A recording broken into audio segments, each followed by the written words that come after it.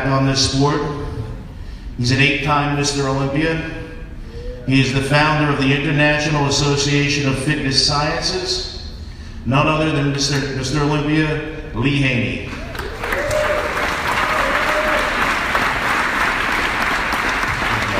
How's everybody doing?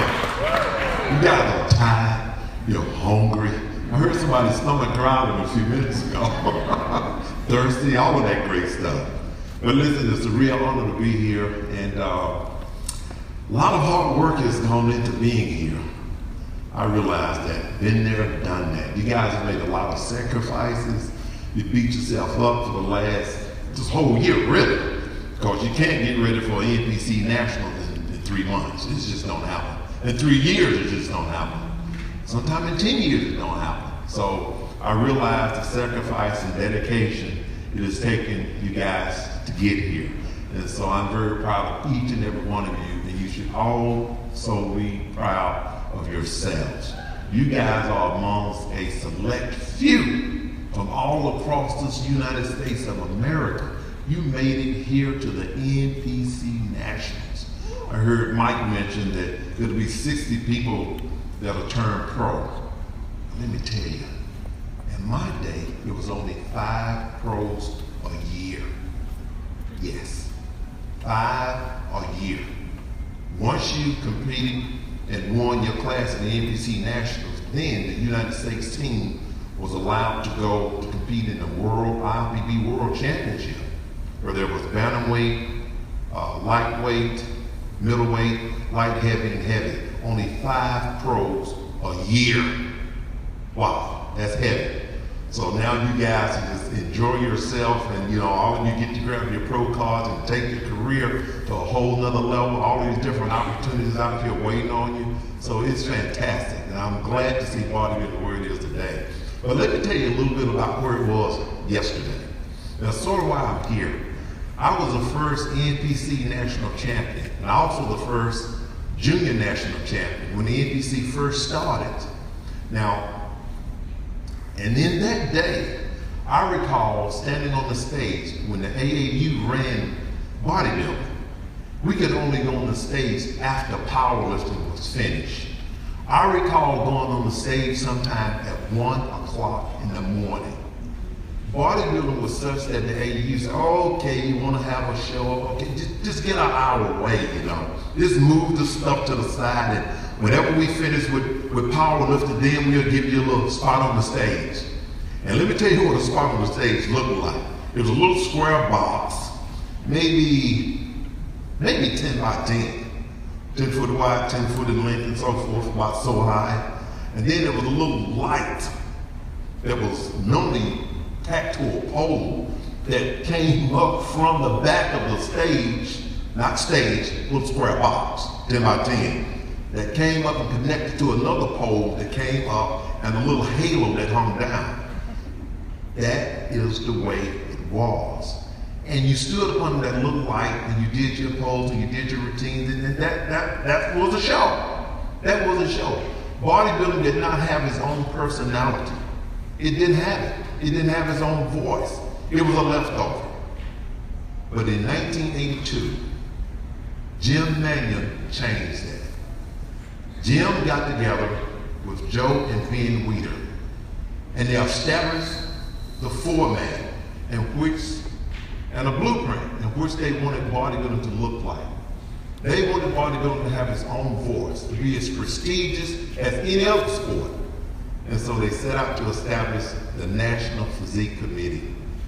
And I was the first to see that. It almost didn't happen.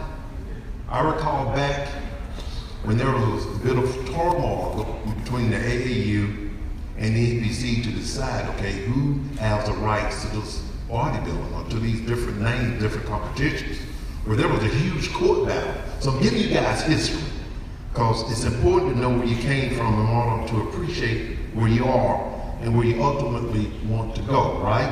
So you gotta know these things. And so me and some of my buddies, I'm training and getting ready for shows, because I had won the AAU Teenage America, which was a nice experience, but still secondary.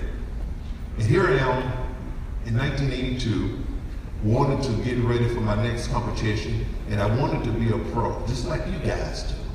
And so I made a phone call because the NPC office had just started. So I picked up a phone and called me and my buddies, gym buddies, and we called the NPC office and wanted to hear from whomever was at that office, and at the time it was Mr. Jim Haney. He personally picked up the telephone, answered the phone, and we said, sir, we want to know which is the proper way to get to the next level and become a professional bodybuilder.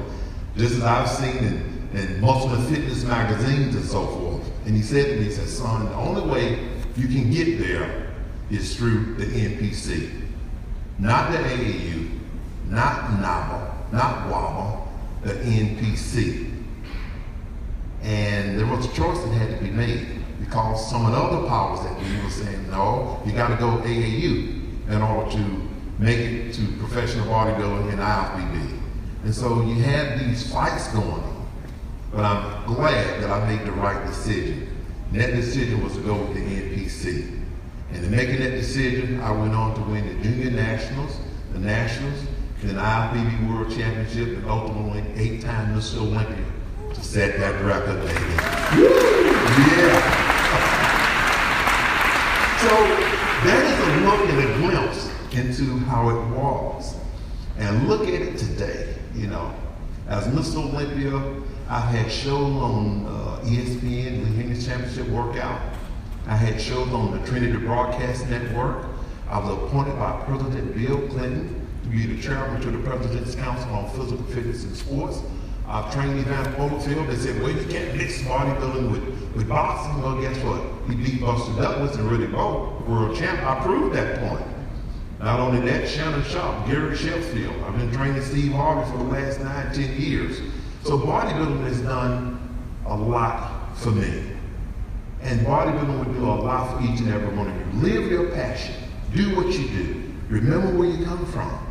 As Mike was making the introduction about Mike being the founder of the International Association of Fitness Science, guess what?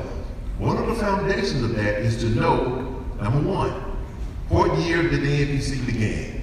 Can somebody tell me that? There we go, 1982.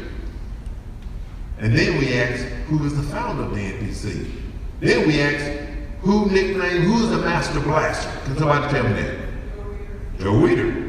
You must be one of my IFS trainers. You just know your stuff. That is good. Who started World's Gym and Gold's Gym?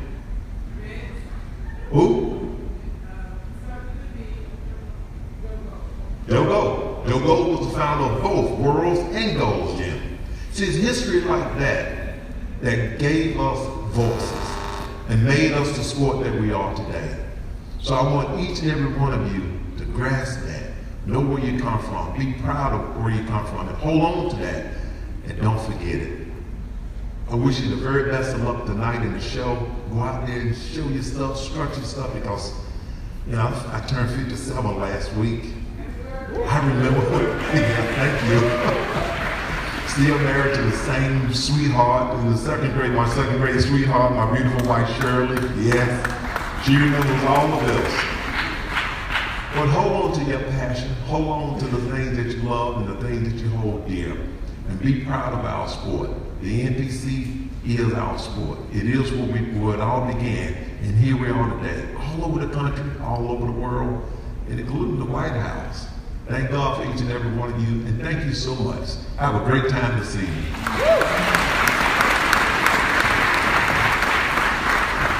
Thank you, Lee. Lee, just one quick question. If they want information on your foundation, how can they get that? Just go to LeeHaney.com. Pretty simple, right? LeeHaney.com. We got all the information there. And if you also want to donate to my nonprofit organization, I started a mentoring program for boys back in 1994. You can go to HaneyHarvestHouse.com. Thank you so much. Thank you, Lee. Ladies and gentlemen, Lee Haney.